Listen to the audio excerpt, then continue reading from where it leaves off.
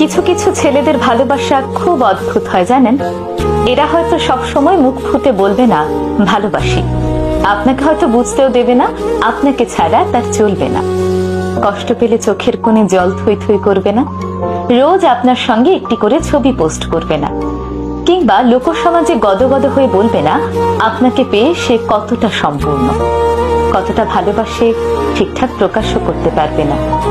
কিন্তু আপনাকে ভালোবেসে ফেললে সে আপনার জন্য করতে পারবে সেই সব জিনিস যা নিজের জন্য করেনি কোনোদিন। আপনার পৌঁছতে দেরি হলে আপনার জন্য ঘন্টার পর ঘন্টা ঠায় দাঁড়িয়ে থাকবে।